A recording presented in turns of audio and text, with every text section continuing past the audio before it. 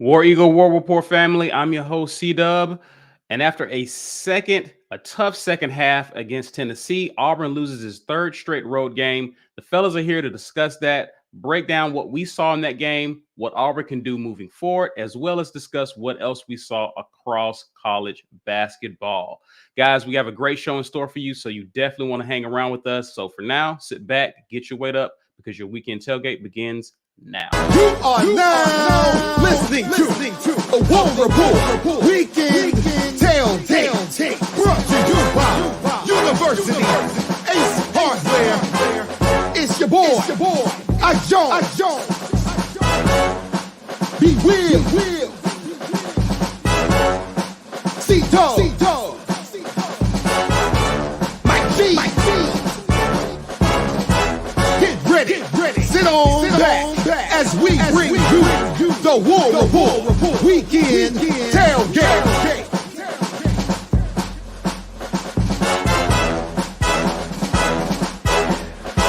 War Eagle, everyone. War Eagle, happy Sunday. I'm joined by Ike and Mike, and you guys are watching the Weekend Tailgate brought to you by our show sponsor, University Ace Hardware, guys. For your hardware needs, Ace is the place for you. And guys, to support us, support our sponsors. If you're in the Auburn area, please be sure to stop by 2101 East University Drive. Drop in and let them know that the good folks from the War Report sent you there. Also, shout out to you guys watching with us live or on replay. If you're on social media, we need you to do us a quick favor. Please be sure to share this video using hashtag #GetYourWeight Please be sure to do that. Help people to find our content. And as always, we appreciate you helping us to grow our community. We got some great content coming for you guys in the off season. That's why you need to become a patron. And Ike is here to tell you all about it. Listen, y'all already know you need to get this patron thing popping, man, because your boy has been in the lab. I just might, for our patrons, sometime tonight, do a special live talking about Auburn's road woes. I went and I cut up all the offensive plays from last night's game. I just might do it tonight. If I find me a little extra time in this evening, y'all just keep your eyes open as the patrons. I'm jumping on that. And no, I might hop in live and do some live analysis of some basketball stuff tonight for my patrons.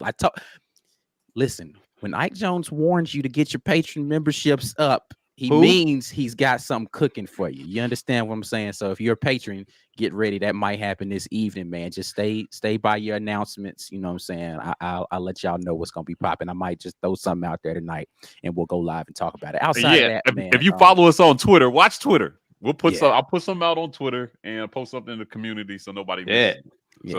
So just hey, listen. Anyway, support Lee County Humane Society, man. Hashtag save all the puppies is what we are trying to do. We haven't been getting a lot of donations on this, man. So y'all go ahead and do this, man. We want to make sure that we are doing our part to help the communities that support us and our things that we have going on, but also, doing some good out there for the animals out there that need homes. Wasn't too many lobs going on in the game yesterday, but we are still giving away Lobtown hoodies here at the War Report. Hashtag get your weight up in the comments. This is sponsored by GWT2 Energy Consulting Services. Our guy, Walt Taylor, always helping to make sure you guys are the freshest dressed community out there in these streets with the fresh War Report gear. You know what I'm saying? We are on podcast, so you all make sure that you get your podcast thing popping. We are going to try to ratchet up some of these podcast only things as well and get you all more content that is just going to be for podcasts. But, you can hear rebroadcasts of these shows on podcasts as well. Everywhere where you get podcasts, that is where we are. And if you haven't been doing it, we didn't make no money yesterday if you did the 4-pick that I had. But I had been on a streak of getting these prize picks right, especially the one for the Ole Miss game where my whole 4-pick hit. Listen, prizepicks.com. Y'all need to be signing up. Code Report on everything that you got going there. And, lock in with our sponsors, as C said, to make sure that you get your weight up and you support the people who support us.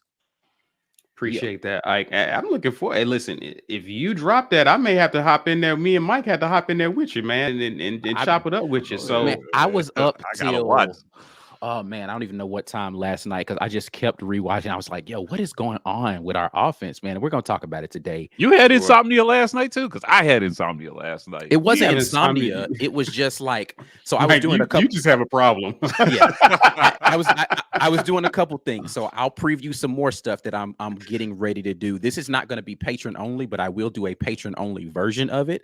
I'm working really hard right now, y'all. But I went and I cut up the film. So I'm doing some QB analysis as we get into the spring. We've already talked about, we've got Robbie Ashford's interview dropping tomorrow. So we've already talked to him. Unfortunately, I only have Oregon spring game footage for him.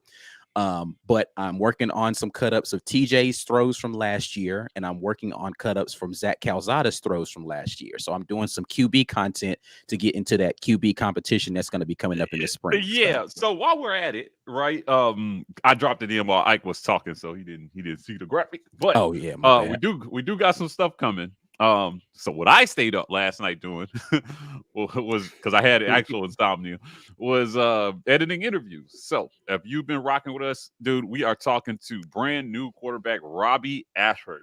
Robbie sat down to talk with us. Fantastic young man. If you follow us on Twitter, you might know that this interview is coming. We're dropping it tomorrow at 9 a.m. This was a great interview, guys. Like, I had such a good time talking to Robbie. But if you do one quarterback, you kind of got to do the other two. So we sat down with TJ Finley as well to talk about what's going on this spring and how they're preparing for spring practice and A-Day. And he had a lot of enlightening things to say as well, too. So that's all we're going to drop on y'all for right now. But there's some great conversations coming, this offseason. Last offseason, we brought you guys former players, coaches, Coach Yachts. We had a lot of great stuff last offseason. This offseason, we're working hard to do put a little different flavor on this. But I'm looking forward to getting everybody's feedback on it. Robbie, I ain't gonna spoil it, but Robbie was good. I'm a fan after that interview. Yeah, it was a fun time talking to Robbie. I didn't get to sit in on the TJ interview, but I was there for Robbie Ashford. Really personable, easy to talk to. It was a very it's what we want from our building report interviews, where it's very casual. You feel like you get a sense of the personality of the player or the coach or the whoever we're talking to. So yeah, really good interview from Robbie. We'll look forward to talking to him again in the future. So can't wait for you guys to see that tomorrow. Yeah, indeed. I'm excited about it, man. Listen, let's get into the show. These shows, even though it's always great to hang with our family, obviously it's tough, evident by the 89 people who are watching with us that we lost the game the day before. But we're gonna persevere and get through this. Auburn fell, and I got an old graphic up here, but Auburn fell to Tennessee 62-67. With that loss, of course, that's Auburn's third straight road loss. And Auburn has gone 3-2 after having its 19-game winning streak snapped at Arkansas just a few weeks back. Mm-hmm. This loss also drops Auburn from the 4th overall team to 5th overall, making them currently a projected number 2 seed in the tournament, according to Joe Lunardi. So pretty interesting series of events there.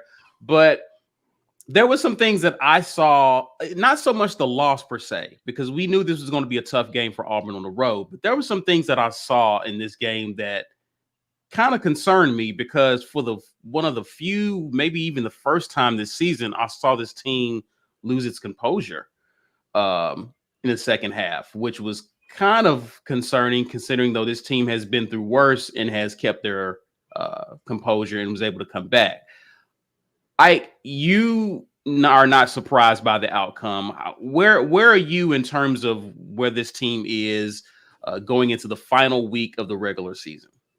I think that we're in a place where I think a lot of the pressure from just having all this expectation is starting to wear on some of these guys. And then the pressure from underperforming is starting to wear on a couple of guys as well. I'll start with the things that I don't like about where we are, and I'll give a couple of things that could be optimistic, and I'll get into this more tonight if I'm able to get what I need. I still haven't finished doing all the stuff I want to do for tonight, so that's why I said maybe. But what I don't like is it feels as if we're trying to shoot our way out of a shooting slump by taking more bad shots, right? Like you're not going to get. I'll give some examples. Wendell Green has been taking a punishment on social media right now. He's still one of the best offensive weapons we have. Like, our offense just doesn't work the same without Wendell in there. I don't know who you sub out and allow defenses to have to play honest and allow the ball movement that happens without Wendell. Zep Jasper is a great guard. He's just not a threat offensively. So the defenses can play differently against him. KD's not a distributor, right? He's not going to get you the assist that Wendell is going to get you. Berman can shoot, but he doesn't have the ball handling. He doesn't have the facilitation ability. So Wendell is essential for this team, regardless of how well he's shooting. But the issue that Wendell is having is he's taking poor shots to try to get himself out of a slump.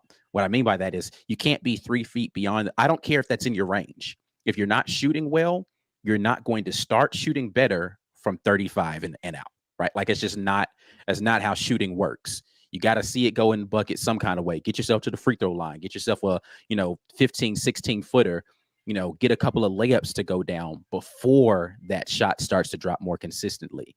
I think he hit a couple in the last game and he thought, okay, I'm back. And he came out here to Tennessee, and it was just, he hit one and then he thought he was going to go on his run. It's like, that's just not how it works. That's just not, it just doesn't work like that. KD is the same way. He was in a shooting slump and he tries to shoot himself out of it, right? Like, I love their willingness to take those shots. I just wish they would get themselves easier buckets so they can get themselves into the flow of the game a little bit better.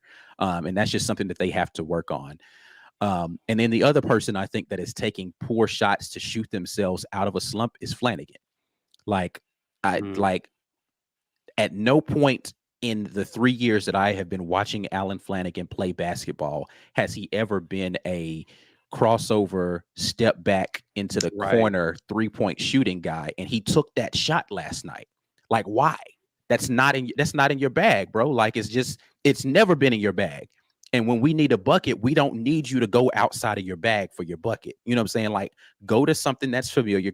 Even if it's not dropping, still shoot the shots that are typical for you so that then you could possibly make some non-typical shots. Those are the things that I feel like are concerning for me. I wasn't so concerned. Like, the offensive glass was atrocious last night. We'll talk about last night's game a little bit more. But the things that I feel like we need to, or that are encouraging for me, Jabari Smith Jr., I think, has started to realize, he woke up and he's realizing what he can be offensively. And I think the team is starting to realize we need to play through him in some moments. And so they're being more willing to get him the ball. I'll talk more about that tonight. There are some instances where I feel like we could do that better for sure. And I like the fact that though he didn't make the shots last night, Zep Jasper has been a more willing shooter. It paid dividends in the Ole Miss game. He was hot that game. Last night, he did take some shots. He's been a more willing scorer offensively, which, again, that makes teams have to play him differently on defense. So I'm loving that. And I still love the fact that this team refuses to just get blown out. Because Tennessee looked like they were about to pull away in that game. And Auburn was like, nah, fam, that's not how this is about to go down. Mm-hmm. So the team just does not stop fighting regardless of what the score is. And you have to. That's a dangerous team on anybody's court at any time. One that says, you thought this game was over with 2 minutes left, and we're going to make it interesting right now.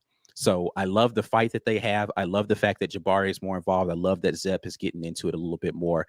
Just wish we could put together longer stretches of good basketball to put teams away. Yeah. Mike G, kind of talk to me kind of high level. We can get into a lot of the stats and break them down as we go throughout the show. But kind of what are your feelings and thoughts after that loss to Tennessee? Nothing. Listen, There's a lot of like Twitter was losing their collective minds last night. Oh, for sure. And I'm telling you, people need to start to just accept. Acceptance is the first stage, right? Like, that the identity of this team is defense, not offense. For sure. That's it. That's why we stayed in that game last night. Yep. Was defense. And what Ike was talking about, the refuse to lose, came on the defensive side. When they just kept turning Tennessee over in the last 60 seconds of that game, they couldn't even inbound the ball. Right. Auburn locked them down. We got the ball back. We didn't have enough offense. My bugaboo with this team is the same as it was in football last year. It's a lack of situational awareness at the end of games. Last week versus Florida, we let them run 10 seconds off the damn clock in a situation where we absolutely, positively had to foul immediately as soon as the ball was inbounded. I do not understand that. And if the players don't understand that, I'm leaning toward putting that on Coach Pearl. Come on, man. Like, I mean, you get to talk to your players. You know what I mean? Like, there's a timeout. Like, you know, you got it's to me, it just seems like it's a lot easier in basketball to call something like that in and say, hey, get them. Foul. Don't let them run time off the clock. Because that extra 10 seconds when you got guys like Jabari Smith, when you're trading foul for foul, and then, you know, you hit a three and then you foul and then they miss a free throw, and we could have caught up. Last night, Walker Kessler did it. He let a guy run around for 4 or 5 seconds. I'm like, what are you doing? So I last year, we lost 3 of 5 going into the final week of the regular season. And nobody freaked out because we score a lot of points. We were scoring a lot of points on that team. It was pretty. We were shooting three. We had 3-point shooters. But that team had holes on defense. Mm-hmm. And they shot their way out of this just looks different. It's not as sexy when you're doing it on defense. It's not. So everybody's panicking. But the truth is, this is the best defensive team in the NCAA. Nobody has beat Auburn by double digits this season. Nobody. And I'm not sure there's another team in the top 10 currently that can say that.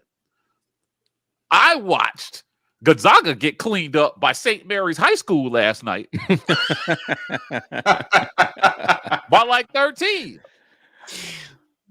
And if my Gonzaga friend on Twitter is watching, screw you, buddy. I mean, I'll just say I think you said it twice. But go ahead.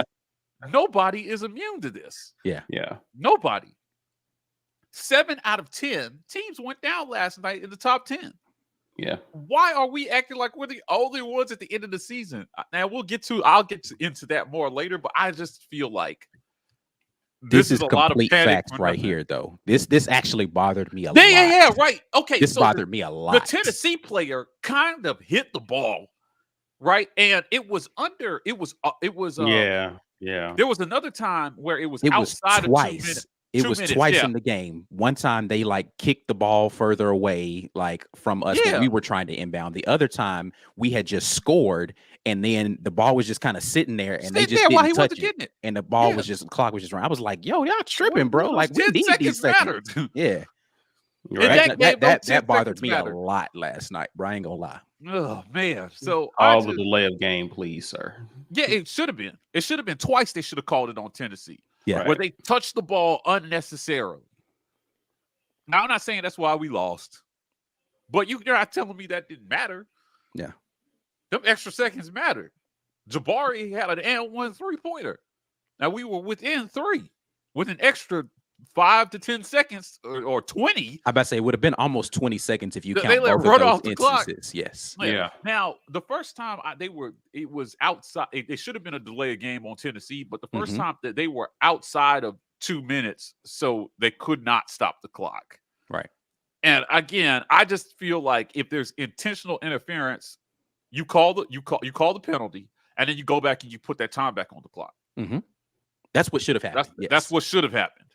So I don't know, man. Like I just feel everybody's panicking. This is still this is a way better defensive basketball team than our Final Four team was.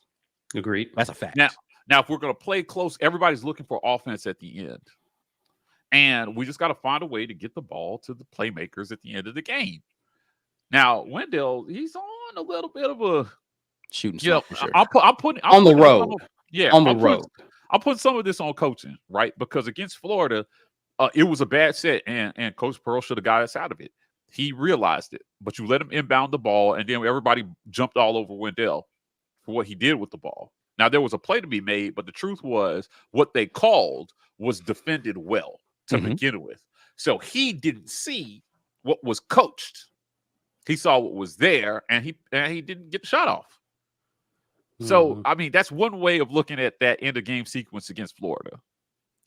In this one, I'm just like, if you're going to shoot a 35-footer, just shoot it, man. Like don't, I see you pull without hesitation every other time. But the whole not getting the shot off thing, the hesitation thing just bothers the crap out of me. So it was frustrating. It was frustrating. And my neighbor is a Vols fan, and he taped a Vols V to my door. And oh God, I woke up there. I was like, oh, you choose violence. I see. It's on. Don't let us see each other again in the tournament and let us win that game. But this is competitive. The SEC is as good as it's ever been in basketball right now. Right now, there's like 5 teams that could take the SEC tournament. Yeah. Listen, the SEC is the best conference in all of college sports, period. Right now. Well, we own football, we own basketball, we own gymnastics. We're about to start owning track. Like, it's really the best conference. Yeah. The baseball teams are good. Let the baseball team get popping in here. So I don't know. It's just a competitive league. It was going to happen. We were having our dream season, and I get everybody thinks that it's all falling apart, but it's not, man, because we're not getting blown out like everybody else is. Well, and I think the silver lining is that you guys pointed out is that a lot of teams lost yesterday as well. And so it's not like Auburn is just going to free fall out of the top 10 because of these. Like, no, team, this is what happens. This is par for the course. And I think what is encouraging is the way, even though we're losing road games, they're close games. So you have to ask yourself on a neutral site, how does this team play? As opposed to being in a raucous arena on someone else's turf, how we're playing, right? We're still not being ran off the court. And as bad as we're playing, we're still there at the end of games. Right. So that's very encouraging to note that even on a bad game, we're still there. It feels like in the SEC this year, plus 5 points for the home team. Nobody is winning road games in the SEC this year. Not really. Like, Tennessee hasn't lost a home game. Yeah, like Arkansas. We haven't lost a home game. Has Kentucky lost one? I think they've been pretty good at home. Bama's been pretty tough to beat at home. I saw the statistic. They put one up during the game talking about like road teams are just having a rough time in conference. Yeah. It's tough. It's tough this year, but we defended our home court. I just don't know why everybody's freaking out. All these games are on the road and they're still close. When we get down to Tampa, I'm sure they're going to find their stride. Either way, this is going to be a top 1 to 3 seed going into the tournament. If I asked JG on the brain drain last night what he felt we needed to do to get a 1 seed at this point, and he said you got to split the last 2. If you split one of the last 2, you got to win the NC. You got to win the SEC tournament. Yeah, right.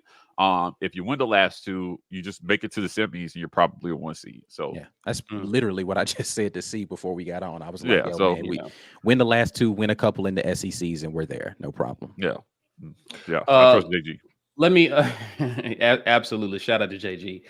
Got us a few super chats I want to ask. So Mobile alum 1991, appreciate you, sir. Thanks for watching with us. So Ike, are we beating ourselves more than how other teams defend us? So let's be clear. Kentucky played really great defensively last night, right? Like, they did a really great job. However, if we control the defensive glass better, we still win that ball game. Tennessee got a ton of second opportunities, third opportunities on possessions to get points. Those were some hard ass bricks they were shooting though. Like, yeah, they were. I mean, bouncing off the rim super hard. It was really like a scramble to get long rebounds that was really killing us, or tip outs and all that kind of stuff. But still, if we clean up the defensive glass last night, we probably still win that ball game, right? So, Florida had a great defensive game plan against us. If you watched my breakdown talking about how they defended the pick and roll, it was a really good defensive game plan. I think we've become a little too predictable in our offense. I think I tweeted that last night. We've become a little too predictable in our offense. And so teams, you get enough tape on somebody, you start to see tendencies, and we have to figure out how to break tendencies. That's why I said I'm glad Zep Jasper is being a little more aggressive, because the tendency on him is just, if he's out there, okay, he's the guy that we don't have to worry about unless it's a catch and shoot situation. And he's put the ball on the floor. He's been a little bit more aggressive. Now, he made the shots in Ole Miss, missed them last night, but I like the fact that he's taking them. And he's not taking bad shots, really. Like, he's not really creative in the lane. He didn't take a lot of shots either. Yeah, he only took like 3 or 4 shots last night, but he's not super creative when he does get to the bounce. But the fact that you have to pay attention to the fact that he's out there doing something makes defenses have to guard you differently. So to answer the question, it's a mixed bag. We are beating ourselves more than other people are defending us well, but people are defending us well. But I think that, again, we clean up the stuff that we can control, which is make the, you don't miss 2 open layups, KD, right? Like, oh man, yikes, bro. Right, like you Cambridge don't missed Cambridge missed layup. a bunny, Jabari, I think he got fouled on his. They didn't call it, but still, he missed a pretty open shot down close to the rim early second half. You don't miss those shots, right? You make your free throws. Yeah. It's a different ball game. You change the complexion of games by just getting the points you're supposed to get. Like the one, like that's supposed to be a bucket, bro. Like, you don't miss that kind of shot. Walker Kessler missed a couple of, bunny hook shots in the lane, right? Like you don't miss those shots. It's the complexion of the game changes so much. So you just handle your business, regardless of how good you're defending us. Again, the game is different just with those few makes, right? So we'll see. Also, James Barnett, appreciate you, man. The top 6 teams lost yesterday. Sometimes that's the way it goes. We just need to clean up some things. I think we'll be fine. War Eagle agree. First time ever. Do you think that, as Auburn fans, being that we are football fans, we watch basketball with the mentality that we have when we watch a football game? When we lose the game, our season's in jeopardy? Is that a possibility in terms of like the panic that we're seeing with our fans, that we lose and, oh Lord? I mean, I think that it's a couple of things. Yes, that's part of it. Part of it too is like you don't watch enough basketball. Like, okay, so the Chicago Bulls team that went 72-10 lost 10 games that season, right? They're like one of the best teams to ever, but they lost 10 games that season, right? We've lost 4 games. It's not a lot of games out of the total number of games that we play. Like it's really hard to go undefeated in basketball. And I get it. The proximity of when those losses are coming are in the end of the season. So they're we're tanking at the wrong time. And it's rough because, as Mike said, it's not pretty basketball. We're not winning games in pretty ways. We put up 100 against Bama. People were like, oh, we're the best thing ever. And we're still in like the top 25 in the country in scoring per game, in points per game. Yeah. Like, right. So, per game or something like that. So, like, I think it is an over panic because you're not used to watching basketball, specifically college basketball, which is a completely different animal than professional basketball, and just not understanding how teams win basketball games. And this team wins defensively. And when you're a defensive team, like like the Auburn football team, right? You don't need a bunch of points to win, but it amplifies it when you don't score how bad the offense is. If it's like, man, shoot, we really only need to score one more time in that game to get the win, and we couldn't do it. So it's frustrating. But I do understand the frustration, again, because of how we're playing offensively. I got to do this real quick because I said it, and I just while you were doing that, I wanted to look this up. Of the current top 10 right now, Baylor lost the game 83-59 to Kansas. Mm-hmm. They got bumped up. They also lost to Texas Tech 83-73. They have multiple double-digit losses. Texas Tech, they got mopped up 70-55. And that was pretty late by Oklahoma. Who we beat. Right. Villanova, they caught hands 57 to 36. 36 points is they disgusting. scored 36 points. That's disgusting. They lost to UCLA 86 to 77. 83-73 to Marquette. Come on, man. Duke is actually they don't have, I mean, they're like us. They got a 1-point loss, another 1-point loss, a 2-point loss, and a 5-point loss. So that's pretty much closer to what pretty we much did. kind of like what we are. Kentucky caught them hands from Tennessee too. 76-63. Tennessee blitzed them, bro. But they didn't. No. They didn't have Ty. They didn't have Ty Washington. Don't do that. Don't do that, Ike. Don't do that. That doesn't count. All right, go ahead. But go off though, Mike. Continue. Ridiculous. Kansas got beat by Kentucky 80-62. 80-62. They also lost 75-67. That was at home too. Yeah, man, come on, bro. Like, I mean, I'm looking at this and I'm just like, you got Purdue here, our friends at Purdue. And what did they do? They lost 82-58 to Michigan late in the season. Man, there are everybody but Duke has a blowout loss on their schedule. We all know what Gonzaga did last night. They lost by 10, right? And Arizona, who is also not immune, caught them hands at UCLA 75-59. And they also just lost 79-63. Why is everybody freaking out about these like 6-point losses we got on? Did Arizona lose last night? Yeah. Oh, wow. They were part of the 7 top 10 teams that went down last night. And then there was an 8th that lost last week. Come on, man. This is not time to panic, man. Everybody is catching these hands. Now, the argument a lot of people are going to say, they're going to be like, Mike G, you want to be peaking at the right time. I don't know that we're regressing, though. But the offenses look bad. Let's be clear. The offenses look bad. But again, the identity of this basketball team is defense. And we have not been playing bad defense. Yeah, that's it. The defense has not gone backwards at all.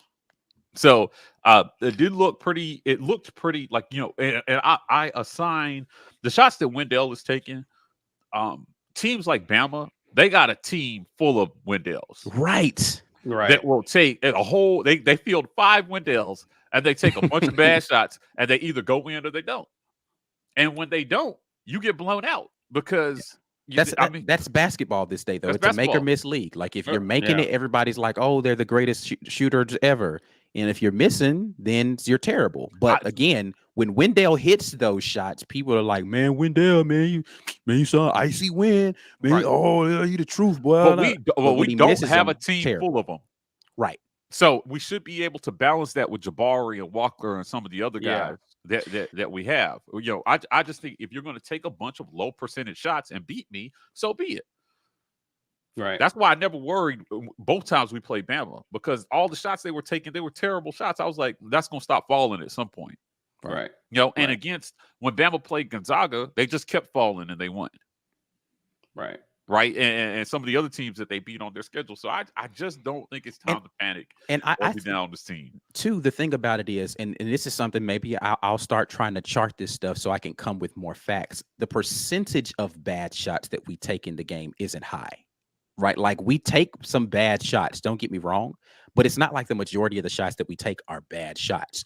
Sure. I think the issue with us offensively is we're not getting enough easy buckets. So it's like we have to figure out, again, I'll say this. And I have court sets, basically. Yeah. I say this again. Because we've become too predictable, a lot of what we were doing was lobs to the rim, right? Like you were getting a lot of easy buckets just because teams were not playing our pick and roll well. Tennessee, in spurts, played our flex offense terribly. That's why KD got those 2 open layups. 3 open layups. He missed one of them, but he got the one with the and one. The second one should have been another and one that he got late in the game in the at the end of the second half. They stopped playing the flex well. So we have sets that can allow us to get easy shots. Our problem offensively for me is that our ability to create off the dribble to get easy buckets, really, there's only 2 guys on this team that can like really create off the dribble. I don't put KD in this because he's just a raging bull. When he gets the ball, it's like that's not necessarily creating off the dribble. He hasn't learned how to get into like his jump shot action really well. It's really just kind of dribble, pull up for a three. But Wendell creates off the dribble. Jabari, surprisingly, doing a better job in ISO creating off the dribble, right? He's getting to his spot, pump fake, pull up game is working well. He's getting all the way to the rim. Those are really our only two off the dribble, put the ball in their hands, clear it out creators, right? Sure. So I think the issue for us is figuring out how to get those guys better and easier shots so that when they have to take those tough buckets, then they're in their groove a little bit more. It's a little bit easier for Jabari to get into that bag because he's such a good shooter. I mean, he shoots like 40-some% from 3-pointer as a 6'10" forward, bro. That's crazy. Yeah. That's not hurt. You don't hear of 6'10" forward shooting 40-something% from 3. Right, and still be able to shoot such a high percentage in mid range, and still be as good a free throw shoot. Jabari is he kind of a unicorn, bro. Like that's just not a thing that comes along often.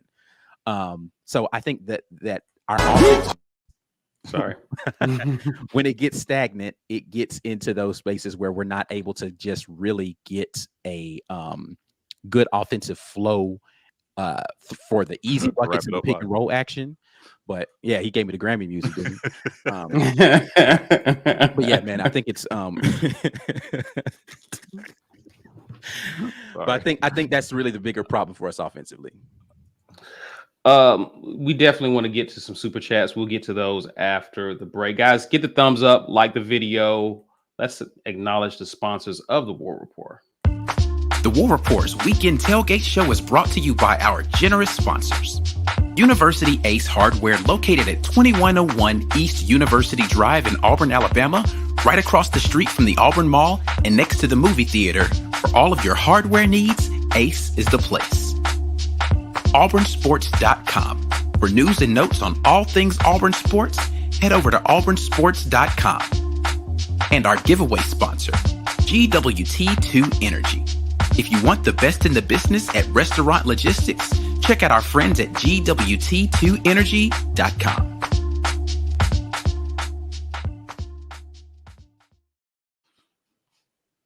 Yo, you need to be a patron. If you're not a patron, then you're going to miss some fabulous things that we've got coming up. Listen, we've already kind of previewed some of the interviews that we have. We might have some patron-only interview content coming later, too. You know what I'm saying? I'm just telling you, if you're not on this patron squad, you're going to miss some really great things that we have coming up. I said, if I get a chance to get to it, then patrons, just watch your notifications, be checking out on Twitter. Make sure you are aware because we might talk a little bit of time tonight, take a little bit of time tonight, talk some more basketball. Outside of that, man, you need to be doing the necessary things, which is supporting the people who we support. Lee County Humane Society. We are #saving all the puppies. Throw a little something over there if you have a few extra dollars. Does not take a lot. Look, $5, $10 doesn't matter. Put whatever you can towards that, and we will get that money over to the good folks at Lee County Humane Society. #get your weight up in the comments. Lobtown hoodies today. Not doing the tee today. We're doing the hoodie today, because it's still cold outside. So make sure you get your hoodie game right by getting #get your weight up in the comments. Sponsored by GWT2 Energy Consulting Services for all of your consulting needs, restaurants, logistics. Our guy, Walt Taylor, is the man for that. And if you don't win the hoodie today, just go buy something, man. Listen, we appreciate everybody who's been doing all of the necessary to keep us in the progression towards getting off our jobs. Buying merch is one of those ways that you can support us. So hopefully you'll be able to get in there and get that done. That's it, man. Let's get back into this talk. We have a super chat, another one from Mobile alum. He says, are issues fixable by tournament time? How does St. Mary's winning last night against Gonzaga help our seeding versus Gonzaga? The voters are biased, so probably not going to help a ton. But are the issues fixable before tournament time? Listen, you can catch. They are not lacking the confidence to take the shots. If I saw them being more hesitant to take the shots, I'd worry a little bit more about our ability to fix. Like shot making is just one of those things where you just got to keep shooting, and you see one or two fall, and it's going to be a problem. So can you fix missing shots? Maybe, right? Like, but again, it's decision making that it has to change. Right. I think in situational places, and yes, that's fixable. That's just watching tape and kind of understanding what you need to do better to get your shot off in certain scenarios. So yes, it's issues are fixable, and then a portion of it is just effort on the defensive glass. I think the St. Mary's thing definitely helps, because this aura that Gonzaga has kind of had around them, what they do is they do their schedule in reverse, because their conference is weak. They have to play tough in the non-conference to start the season because they got cupcakes. So to me, in my book, they got a strength of schedule around 100 to 120 or something like that. In my book, every loss near the end of the season should hurt them exponentially more than anybody else, because they don't play nobody. It's almost kind of like it's like they're the Cincinnati of basketball. Basically. Yeah, once they get in conference. Yeah. That's it, man. Yeah, it was almost a foregone conclusion that they would probably finish their conference schedule undefeated. And when you looked at Auburn's schedule, even when we were at the height of our run, nobody thought we would finish undefeated. You could look at the schedule and say, Auburn's got a tough matchup here. They got a tough task here. This is going to be a tough game. You could not look at Gonzaga's schedule and say the same. So I rest on this. The SEC is as good as it's ever been in basketball right now. So because we're at the end of the season, and who has a legitimate shot to win the conference right now? I think Arkansas still has a chance to take it outright if we falter. If we win one game, I think we win at least a share of the regular season title. And Kentucky still has an outside chance. Tennessee still has a chance to get a share. There are 3 or 4 teams that have a chance to get a share of the regular season title. And you've got 6 teams that could legitimately win the tournament if they get out at the right time. Gonzaga just doesn't have that, man. Right? I think it should help. I'll be interested to see what this loss does for them in the NET, because that's the metric that really matters. The AP is what it is, but the NET has been in a love affair with Gonzaga for reasons I cannot understand. And this loss by I think they were ranked 24 or something at the time. But let's just be real, man. That was a bad loss for Gonzaga last night. And I will say this: St. Mary's controlled the game from start to finish. They didn't just lose. Their comeback never came. Their moment never came. They lost by double digits. When I tuned in, it was a few minutes into the game, and they were already down like 13. And they ended up losing by 10. They had no chance in that game. Yeah. I will say this about Wendell. There was a game a few weeks back, Ike, where Wendell scored about as many points as he did last night, but he impacted the game because he's the primary ball handler. He had a lot of assists. He got a lot of other people involved in the offense. It's the turnovers. Yeah. Yeah. And it's the turnovers that really hurt for Wendell. The turnovers, and when he shoots some of those shots, it's almost like a turnover because he shoots so early in the possession to where the team gets the ball right back and is coming back the other way. So I think with Wendell, yes, it's shot selection, but it's timing. It's how the offense is flowing.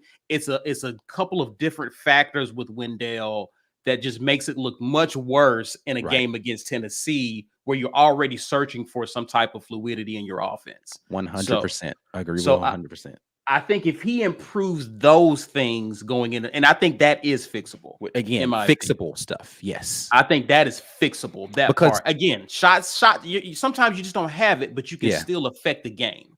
Because again, I got to get this stuff ready for tonight. There you go. Because when you look at, again, it looks worse because you're remembering things differently than how they happened, because you're remembering how you felt in the moment, not what actually happened in the moment. And when you look back at this film, you're going to see it wasn't a bunch of bad shots. It's just we weren't making shots that were makeable. So we'll talk about it tonight. Patrons, stay on alert, man. I'm trying to get y'all ready. Louisville alum, appreciate your super chats today, man. What y'all's thoughts on Harsin traveling with the team yesterday? Heard he mixed it up with the fans too. Love it. Good for Hars. Yeah, good for Hars. Love it, man. Some dum dums were blaming him traveling for the loss last night. Which I think were they serious? Because that could be a funny joke. If ridiculous. you really... Yeah, but I like it. I love that. I love that he is. All reports are that this situation this offseason did have a profound impact on him, and a lot of people try to paint him as the bad guy. I don't think he was ever a bad guy. I think what it did raise was self-awareness, of the impact that you have on others. And, that's the mark of a good leader, to just be able to take a look, reassess, and change direction and change course if need be. Right. So, there was a lot of smoke, but no fire. And, at the end of the day, I think that as a coach, you have to be able to if you're going to reassess others, you have to be able to reassess yourself and say, you know what, the optics here are bad. Even if we're well-meaning, we got to do some things differently. That's encouraging, because there's a narrative that he's too stubborn to change, right? Which is why people thought, hey, recruiting is never going to get better because he's not going to change his ways. And I've never been in that camp. I think anybody can change anything they want to if they want to. Yeah. And sometimes it's circumstance and scenario. I think this was the right circumstance or scenario that got him in a place where he's like, you know what? Okay. I hear you. It's time for me to make some adjustments, right? And some people just need a thing that triggers their change, and other people see it coming and adjust. It's different for different people. He found the right scenario necessary to say, okay, changes, got it. Let's make this happen. Yeah, it was definitely. I think if you're a competitor too, you're more open to changing because you don't like the outcomes you're getting. If you want to win, if Harsin came here from a comfortable place at Boise, and he came here to try to prove that he could win at this level. If you have that mentality that I'm not going to lose, and I'm willing to bet on myself, and I'm willing to prove to myself that I can win at this level, I have to be open to changing, because these are new challenges that I wasn't accustomed. This is why I'm here. So I would think that Harsin would be open to change, because at the end of the day, he wants to win just as much as we want to. Right. So I'm happy to see him making adjustments in an attempt to, embrace the community, embrace Auburn, and that helps him moving forward as well. Stuart Donald says, I'm listening while driving. When Ike hit the theme music, I thought Second Coming had started. It wasn't me. It was me. It was me, Stuart. It was me. I was doing some shuffling around in the background. Didn't mean to hit that. So, yeah. So let's talk about bench production. Because that's something to talk about. Is there any production to talk about? Just 5 points for win. We got Tennessee's bench outscored ours 19-5. Now, that's something that definitely has to change going into tournament play. Usually, again, we would see, because our rebounding was so poor in this game, 31-54. That's another ugly stat that happened in terms of the 50-50 balls, but there were just some rebounds Tennessee just wanted it more. And with us being out rebounded, it kind of almost took away the effectiveness of a Devin Cambridge, because he only had 2 boards in the game because Tennessee was just swarming to the ball. Talk about the bench production, and it almost seems as Wendell goes, our bench goes at times. For sure. And if he's not doing well, our bench is going to follow suit. It appears it's not like Jalen Williams or Cambridge or Cardwell, because we only have 4 guys come off the bench and who actually played in yesterday's game. But how critical is that moving forward? Well, if you're going to be losing games by 5 or less, it's super critical. Yes. Yeah. Right. Because he was technically the only dude off the bench that scored was Wendell. That's it. Right. Cambridge, 0 points. Cardwell, 0 points. Williams, 0 points. And all of them missed shots that they should have made. Right? Cambridge went 0 for 3. Cardwell didn't even take a shot. and Williams went 0 for 1. Like they had no impact on the game offensively at all. Cardwell, am I the only one frustrated by Cardwell when he gets in? Like I feel I think everybody's frustrated by Cardwell. Yeah, like I get frustrated by him at times when he gets defensively. Defensively, he's okay. Offensively, it's just like, oh my god, like we're literally playing 4 and 5 at times. Yeah, I mean, the issue for me with Dylan Cardwell, he knows who he is and he plays within himself. He doesn't take a lot of shot. Like he is not just out there like, oh, I'm open, I'm finna shoot this, right? Because he knows that's not his game. It's that I don't think that for him being the energy effort guy in a game where Tennessee gave more energy and effort than we what this was the game you needed Dylan Cardwell to be Dylan Cardwell, right? And you didn't get that. You didn't get a guy that was out there causing havoc, creating bad situations for their bigs in the post, getting defensive glass. Like you just didn't get that from him. And this is the game of any game that you need it the most is a game where a team is being scrappy. And so you need your scrappy guy to come off the bench and be scrappy. And I just didn't see that enough from Dylan Cardwell in this game. And again, this is not to say he wasn't playing hard, right? Because I think everybody played extremely hard. KD Johnson running down a terrible pass directly to a Tennessee guard and getting a block that they tried to call a flagrant for some reason, which I'm not actually sure was a foul on the replay. Right. Like, he actually got all ball, but whatever, Again, I'm not saying the rest of the reason we lost this game, but they had four terrible calls and some other questions. They didn't do a good job officiating in this game. Yeah. Overall. But I don't think effort. My point is, I don't think effort was the issue. I just think that, Tennessee just wanted it a little bit more in certain situations, and you need Dylan Cardwell to be that guy. And it's frustrating when you need that and he doesn't provide it. He second guesses himself a lot on offense when he gets the ball. Like his first instinct is to get rid of it regardless of where he is on the floor. Like sometimes he'll get a rebound and will almost think to pass it back out when he should go right back up. Right. He did that last night. And so that's why I'm like, dude, you're the biggest guy under the go straight back up with it. You can get fouled or whatever. But all hell, dude. I get so frustrated watching him play. Corey Weber asks, any chance we see Jalen on the floor more with Jabari when Walker is in foul trouble? Now we did a facts and all where we talked about no, go ahead.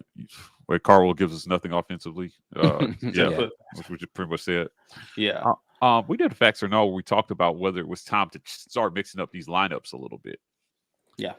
And I think his question kind of goes in line with that. I think it's time to start mixing up lineups to see if you can get one better piece in there in each one of these rotations and find something that works. Because we've got the deepest bench. We're so hard to beat, and now they've gone cold to some extent. So hopefully, if they don't wake up, you're going to need to try something different all the way around.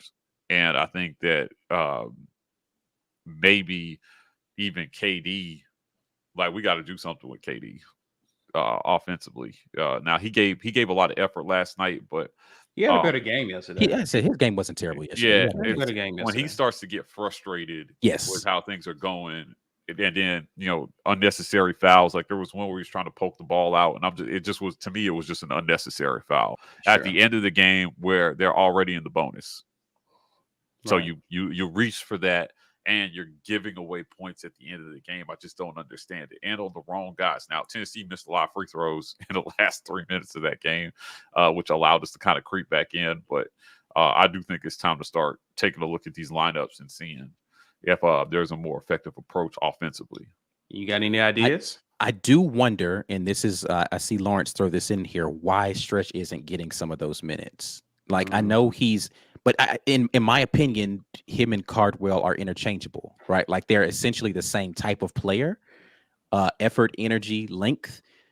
I think maybe when Cardwell's in there and he's not getting it done, but again, I don't see him, I don't see him in practice. I don't know, what Stretch is doing that is not getting him in the graces of, the coaches to play. But if Cardwell's not getting it done and you're in foul trouble with Walker Kessler, I think those minutes need to go to another big. And he, in my opinion, he would be an even trade-off for Dylan Cardwell. So, yeah, agreed.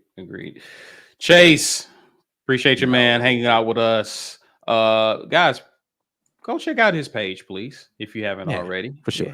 You know, look him up, Infinite Auburn. Hit subscribe, show him some love. Appreciate you, man. Did I make a mistake in buying Final Four ticks, or should I double down and purchase championship ticks? No, because you'll be able to sell them bad boys no matter what. So no, did not make a mistake. Yeah, no, it's a good investment either way, but Auburn's going to be there. We're just going to keep believing that they are going to get it together and we'll be in the Final Four. Be good.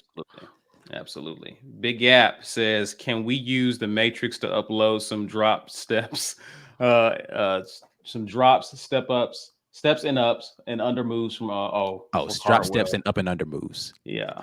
Carwell. Yeah, he's got to get better hands before I trust him to do any movement with the basketball whatsoever, because he does not. So if you're a basketball guy in the paint, as a big man, and Walker Kessler does a really great job of this, you can't bring the ball down low.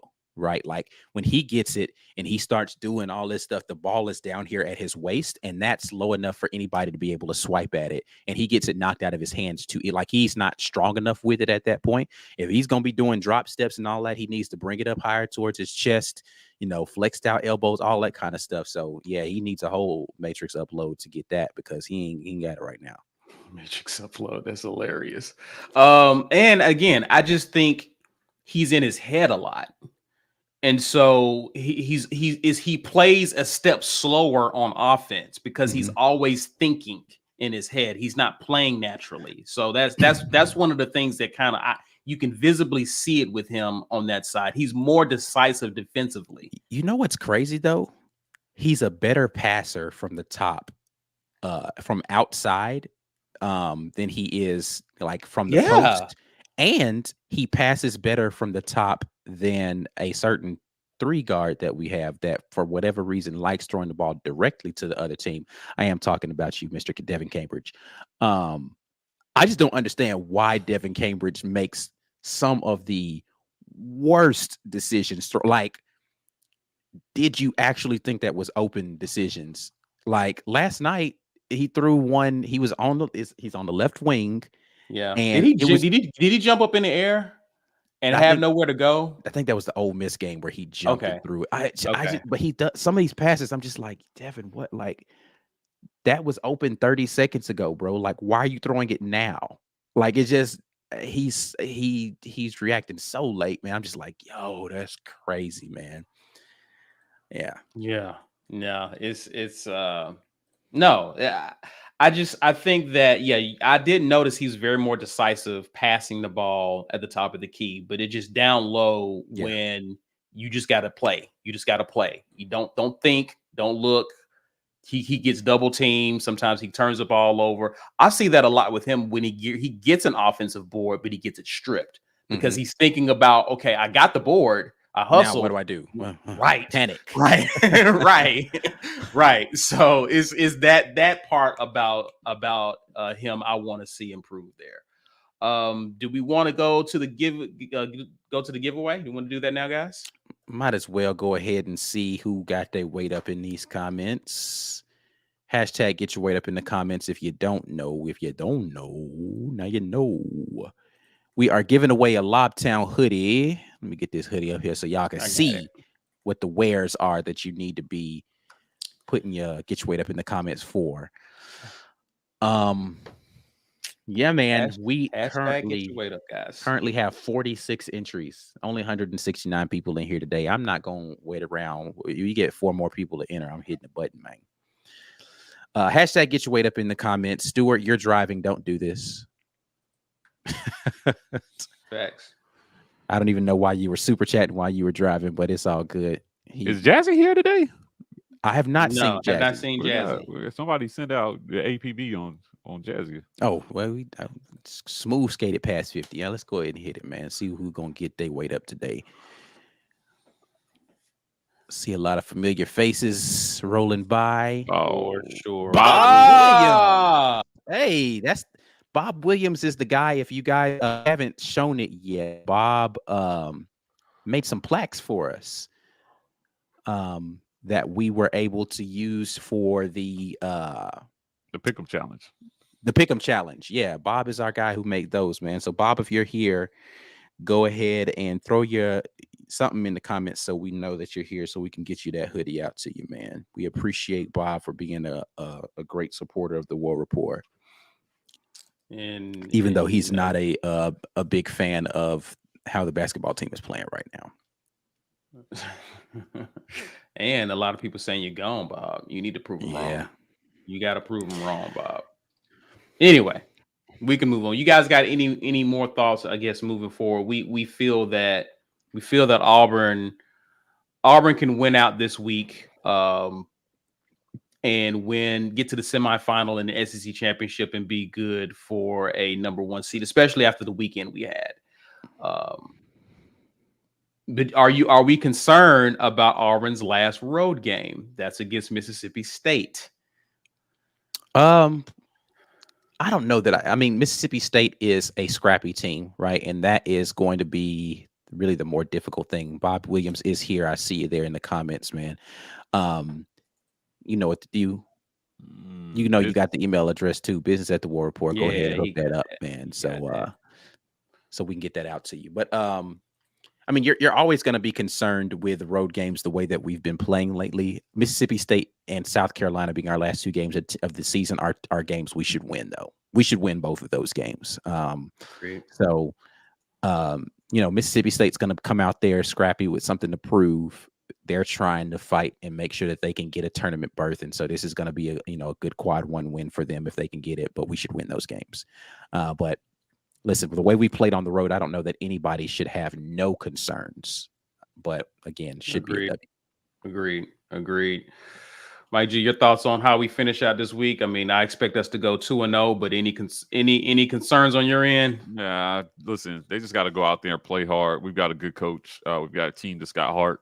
I like what Icy Wynn said on Twitter last night, that he's going to get right. So he understands what he has to do. And, it's just time for guys to step up, be leaders, get the ball to Jabari just a little bit more and close the season out right. Win this SEC regular season title. Auburn has a chance to do something that is done very little in our conference. Only 3 other teams have won the regular season title and the SEC tourney in the same season. Alabama, Florida, and Kentucky. It's the only teams have done it. So we would be the 4th team if we could pull it off this year. Those guys have a really good chance. Yeah, Kentucky's done it more than once, I think, but still, as far as like programs, yeah, right, yeah.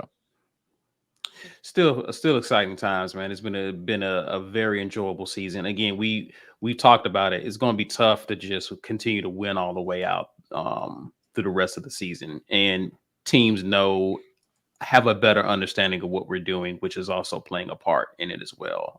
When you get into tourney play, these teams don't see us as much. So it's going to be much more difficult to prepare, but I'm looking for us to kind of fix some of our deficiencies moving forward and get better. So these are learning opportunities for sure.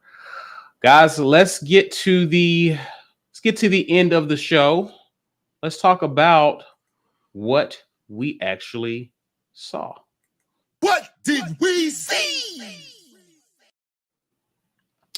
Mine, RIP to an Auburn great, yes. Lionel Little Train James.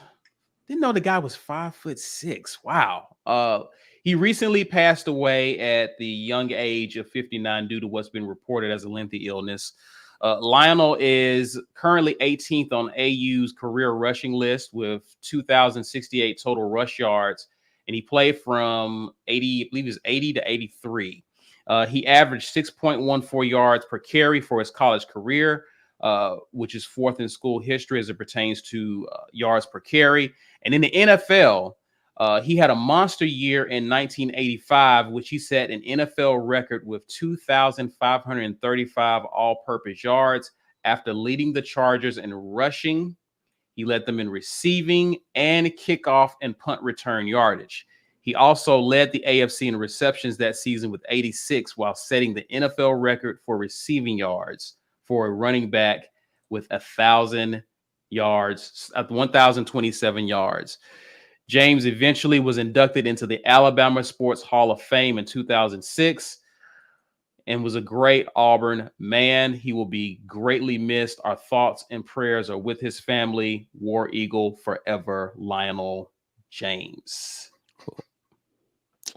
Who's next? Go ahead and knock mine out, man. I've talked about her before, man, and everybody should be aware. Suny Lee, man. And the reason why I say she's a star, besides the notoriety from the Olympics, when I think of star athletes, and I put Jabari Smith now in this category for Auburn, it's not just about how talented they are. It's about how people around them elevate their game because their game is at such a high level. Sure. I think if you watch Auburn gymnastics, we're winning meets, right? She's not just winning individual situations and then the rest of the team is garbage. Like, we're winning meets and you have better competition around them, or you have better, athletes around her that has made the team better. And I think she just elevates us to that level where we're able to compete with some of the best gymnastic squads out there. She's super composed when she gets into her interviews. She's, by all accounts, a really just, genuine personality. She's a star, man. Suny Lee is out here doing good work for the Auburn fan base for gymnastics. Gymnastics meets are packed now. Like, she's good for business for Auburn athletics. So yeah, much props to Suny Lee and all of the wonderful things she is doing. She decided to get her collegiate experience and she's making the most of it. Definitely glad to have her on the plane. So Suny Lee, star. I am still baffled how we managed to get her to come to Auburn. Now, listen, I'm biased. Biased. I think Auburn is amazing, but I'm just like, giving where she's from and her talent and how she got to Auburn, I'm still amazed at how that even, the series of events that took place for that. If you missed the meet, she got a perfect 10 on beam. Mm-hmm. And honestly, her bars routine was a perfect 10 too. These scores are so subjective, but like, yeah, sure, man, sure. Like, I just don't know how that bars routine wasn't a 10 too. Like, it was tough. And to see them after she got the 10 on beam, we put this up on the channel. So if you missed the highlights, it's a quick 3-minute highlight of all Suny's routines, right? They had the camera on her while they were about to announce the score, and to see like just the joy of her and her teammates jumping around, that 10 felt like a team accomplishment and not just an individual accomplishment. So it was really, really cool to watch. It's been cool to watch that team dynamic there. And you're talking about somebody who is a star bigger than Auburn. Mm-hmm. I mean, she won a gold medal on the Olympic stage, and she's got more sponsors than, or she's probably got more sponsor obligations than anybody currently playing in any athletic program in Auburn. For sure. So she is NIL personified. And without the change in rules, I don't even know if she could do this. Right. But because this is the good side of NIL, allows stars like Suny to keep their amateur status and just be a kid and come to college and have fun, rather than having to, continue the loner path, which is gymnastics essentially. Right. Post college. It's really cool. She talked about it. I asked her some questions about the team dynamic and how she was adjusting. And she just said, it's different. I was used to doing everything on my own. Now we're doing it as a team. We share, we encourage each other. And she is the Auburn creed balled up into a little gymnast that just goes out there and just takes down everybody. I know gymnastics isn't really like a if you will take you down kind of sport, but man, gosh, she is just savage out there. I love it. For sure. Post by John, gymnastics tickets are $65 for staying. That is nuts, man. So, that is nuts. Yeah. Caesar, you remember when we were in school, right? You could just go. You could just walk in. All you needed was a student ID to get in. Right? Yeah. And we used to take the Tiger Transit down there. Our gymnastics team was terrible, right? And so there were some people that we knew, they used to take the little 10s and fold them in halves to show the zeros. And we were not good. We're not good. So this is, I mean, that whole arena Yeah. experience is different. Now, basketball is top 5. Our gymnastics team is crazy For good. real. Like, man, what? Yeah, What like a great time to be at our spring semester was not as exciting as this. It's way Like, more exciting what to be an is this? Auburn student during the spring than it was when we were on campus there. Like, Facts. Right. so yeah. Yeah, it's Yeah, amazing. Amazing to watch. Indeed. Mike G, what you got, sir? Listen. I said this about the NFL playoffs when it came. I thought it was the best NFL playoffs we've ever seen. It was a compelling playoffs. And I think the NCAA tourney is shaping up the same way. Right? Now, I have my feelings about this field, and I really do think a lot of teams can take it. I don't think that Gonzaga is one of those teams. I'm sorry. They're booty. Yeah, they've just lost to too many bad teams. Yeah, I mean, they got 3 losses. I mean, I think it's Gonzaga. I think they lost to Duke, Alabama, and but they just played nobody. You get one little test at the end of the season, and then you lose in what literally looked like a high school gym. Oh yeah, with no one is sitting in like the behind the goals is like a wall. Well, it's packed because it's right. It's just a wall, the entry with the school name on the parking lot. The parking lot is on the other side of the basket. They selling Capri Sun at the concession stand. Right. Sour straws.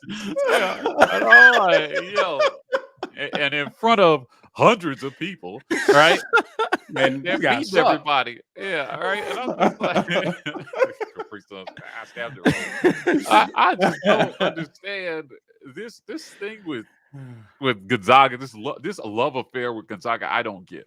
I will say this though. I think they have a marked advantage over a lot of schools in that Gonzaga is not putting out one and dones. So they have more continuity in their program than other programs because, if they get a Jabari Smith, he might stay for like 3 years.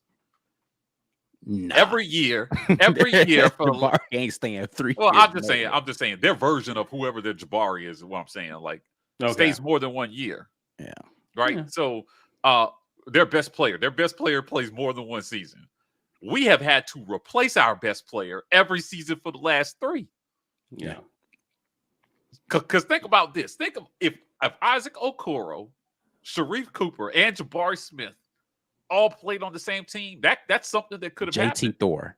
And JT Thor, we wouldn't be sitting here. We'd have the best offensive team in the country, hands down. Yeah. Yeah. We would be pretty ridiculous offensively with that. Yeah. Come on, man. And it's the same for like Kentucky and some of these other schools that are putting kids in the NBA every season. They come for 1 year and then they're going.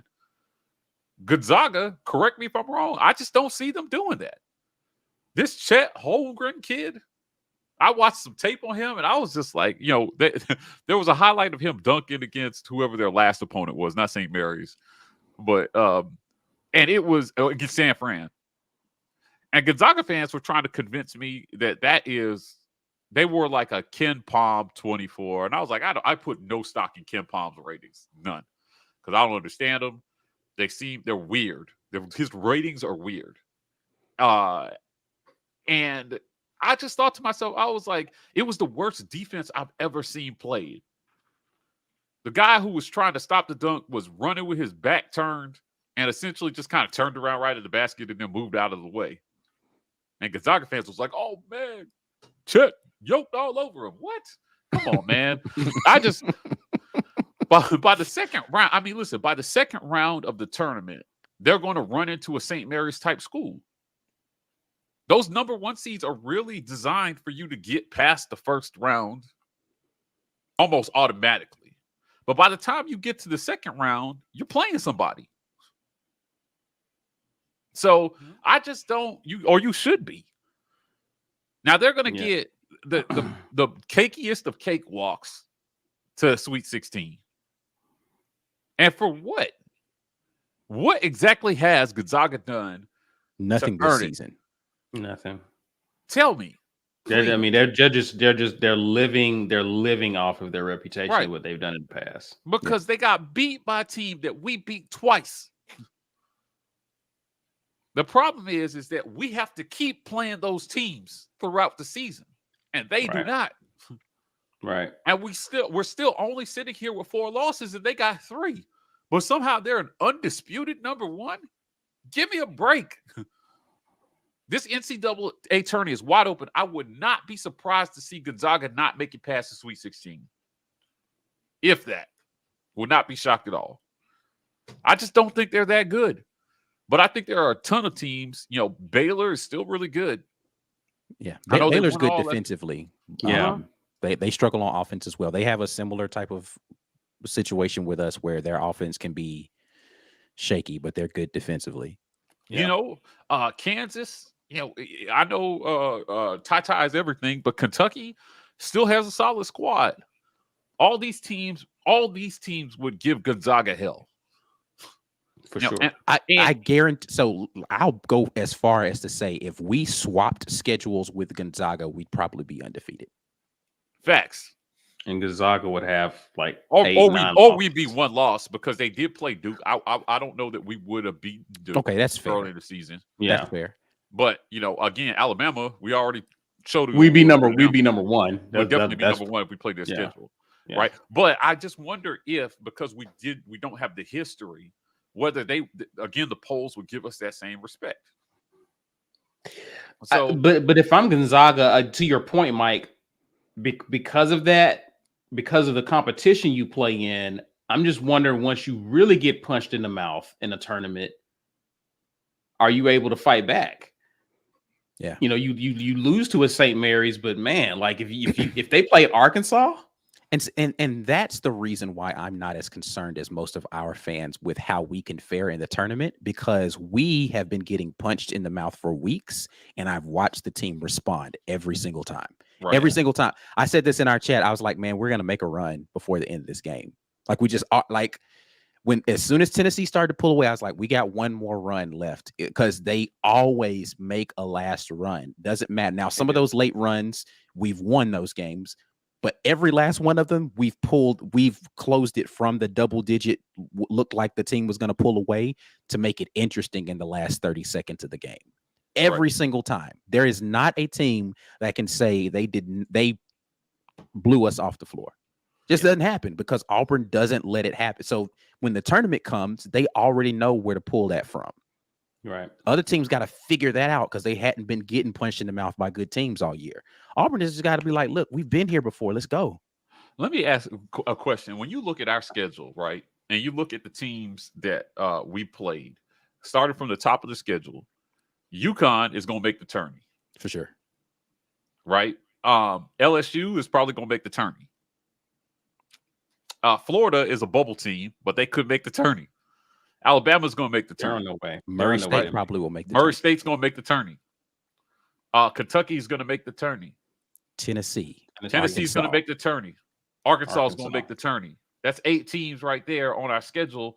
And I still think, let's see here. There's some outliers that could still make it.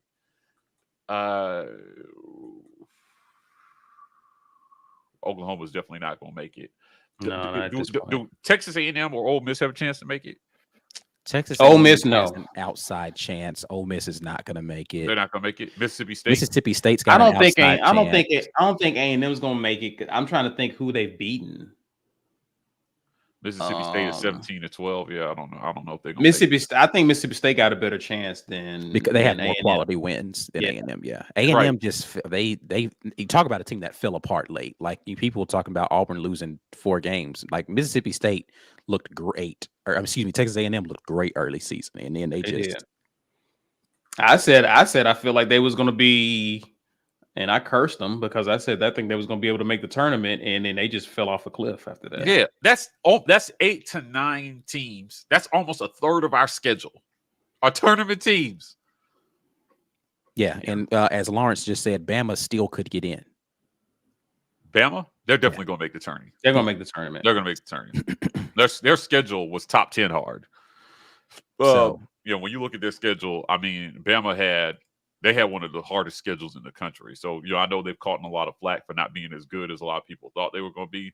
But at the end of the day, they beat some good teams though. I mean, they lost to Iona, sucked, right? Yeah. They lost to Memphis. They lost. But they beat Baylor and Gonzaga and Arkansas. Yeah, I mean, so they have some puzzling losses, but they also have some impressive wins on their resume too. So it'd be hard to if they're going to have 20 wins at the end of the season, it's hard to make a case for why they're not going to make the tourney. I thought they actually handled the last third of their schedule a lot better than I thought they would, because I was looking down there, I was like, I see like 7 losses here, some murders row. Yeah, and they pulled out some impressive wins that I just didn't expect. But they had a tough stretch. I mean, Alabama had a stretch where they played Baylor, Auburn, and Kentucky in 3 consecutive games. And 4, 1, and 5. Yeah. Right. And they lost 2 of them, but they beat Baylor. But again, that win against Baylor stands out. Yeah. So this thing is wide open. It should be an exciting tournament to watch. I can't wait to watch it. I do hope for Auburn's sake that they can pull out a 1 seed. JG said that if it's not a 1 overall seed, he doesn't see a whole lot of difference between like one of the lower 1 seeds and like a high 2. I'm not. That's fair. Yeah, I'm not claiming to know how that works, but you want the easiest path possible. And in 2019, we went one of the hardest paths possible as a 5 seed. So I'm hoping these guys get, we almost lost. We almost lost that first game to New Mexico State. This is all I needed to see right here. Quad 4 wins, 50% of their wins were quad 4. It's the most overinflated record in the entire NCAA is Gonzaga's. I'm sorry. And I'm not a Gonzaga hater. I just think that it's the fact that they were a consensus number 1 team for what? Right. Right. Yeah, he's right. 13-0, quad 4 wins, and then they have 1 quad 3 win, 2 quad 2 wins, and then they're 8-3 in quad 1 games. They're just as regular as everybody else in quad 1 games. They just play fewer quad 1 games.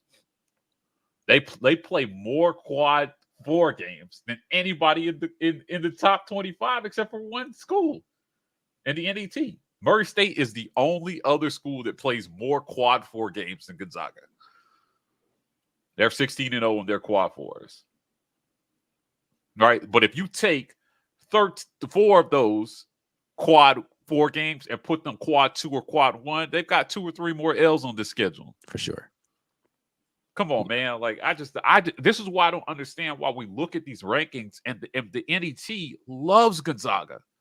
But if Auburn played 13 quad 4 games, we wouldn't. My God, we wouldn't be ranked this high at all. Yeah. I'm just keeping it real on them, man. Like they're just as regular in quad 1 games as everybody else, right? Auburn is in our quad 1s. We are 7-4, right? Gonzaga's 8-3. Texas Tech is like 7-7. Kansas is 10-4 in their quad 1s. They played a lot. Baylor is 11-4 in their quad 1s. Houston is 0-3 in quad 1 games. 0-3. They haven't won a single quad 1 game. Yeah, but they're the number 4 NET team. Make it make sense to me, guys. I don't know. We're 7-0 in quad 2s. Our only losses are quad 1s. We don't lose outside of quad 1. Period. Yeah. Now Gonzaga can claim the same thing. Arizona's got 1 quad 2 loss. Houston's got a quad. They've got 4 losses in quad 1 and quad 2. Everybody else has at least a quad 1 or quad 2 loss. I just don't. I don't get it, man. But I think this is wide open. I don't think that. I just don't think that Gonzaga stands a realistic chance past the Sweet 16. By that point, they should have run into somebody St. Mary's like, and they could lose by 10 in that game. Chet Holmgren does not impress me at all. He doesn't. I haven't watched enough of him to make an evaluation. So yeah. I mean, it's like watching a twig somebody strip the leaves off play basketball. He's like 90 pounds, and he's our guy Auburn Means put this stat up about his 3-point shooting. He's a tall guy that shoots, but again, against better teams, he's not very good shooting the ball against better competition. I just don't know how he's going to stack up. I think Cardwell would body a guy like Chet Holmgren. He should bully him, right? And I don't see how that guy could even handle Walker Kessler at all. So, he can move, and he can shoot a little, but I just don't. I think if you get physical with him, he's done. And outside of him, what does Gonzaga have over everybody else but like just the consistency of having their players stay while everybody else's good players go to the league? If we had the same rules in college basketball that we have in college football, where you couldn't leave until after your junior year, nobody would ever talk about Gonzaga. Ever. Right. That's it. They get bodied all the time. So, just my thoughts. Thank you, good sir. Who's going to take us out? I got y'all, man. Because you know what? I'm coming through with the good stuff for the patrons later on today. If you don't have a green name, you need to make that happen. If you do have a green name and you're not paying that extra $2, you need to make that happen, because this is patron-only content we dropping on your headpiece. You understand me? It's coming to a YouTube stream near you. So you need to get in there. $5.99 is what it's going to take. Make sure y'all make that happen. Go tell your friends, man. Hey, man, Ike Jones going to be coming with that good stuff. He's coming with that good stuff. I've already got a couple of breakdowns out there, so y'all know how I get down, right? All right, we're doing it live stream this time. So y'all need to get that $5.99 popping. If you didn't get a chance to win the hoodie today, don't worry. The merch store is not out of them. So go ahead and make that purchase. Get in there and get your weight up in a different way. Not in the hashtag in the comments, but, out there in that merch store. TheWarReport.com is where you need to go to click on catalog to see the full offerings of what we've got going on there. Listen, PrizePicks.com. We are doing this before every single Auburn game. We are doing a Prize Picks segment. So that means the next one's going to be coming at y'all Wednesday prior to the Mississippi State game. So y'all need to make sure you are locked in with that there. Tomorrow, Building Rapport conversation with Robbie Ashford is coming to a YouTube near you. So make sure that you all are locked in on that. Again, a really great conversation with young Robbie. I think you guys will be impressed with the tenacity at which he's approaching this whole situation.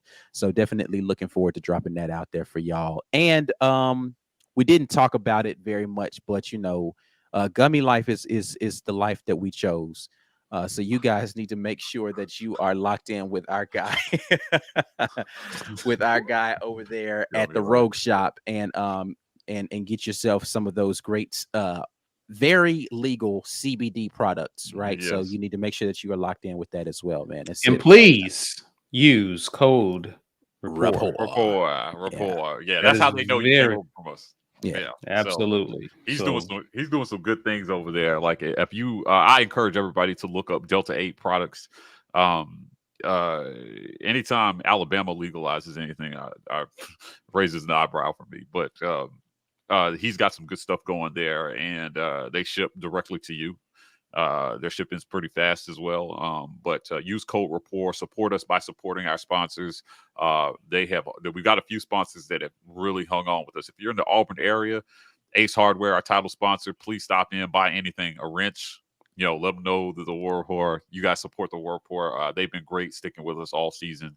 And as independent content creators, going out and finding sponsors, is a little bit of work, but we've got the ones that we did get are great sponsors. So we're looking to build our family of sponsors. If you know anybody who wants to sponsor the War Rapport, hit us up, business at the War Rapport. And we're willing to talk as long as their business is legal. we're interested. So, yep, guys, you know what to do. Whether you're watching live, replay, you're still around, share this video, guys. Use hashtag Get Your Weight Up. Please be sure to smash that like button before you get out of here. And if you're new to our channel, please be sure to subscribe, hit the notification bell, guys. Also, interact with us on Instagram, Twitter, Facebook. You can find us at The War Report. And if you're on TikTok, we are at TW Report there as well. That's it for now, guys. Be on the lookout for some content later today. And if not, enjoy the rest of your weekend. And as always, War Eagle.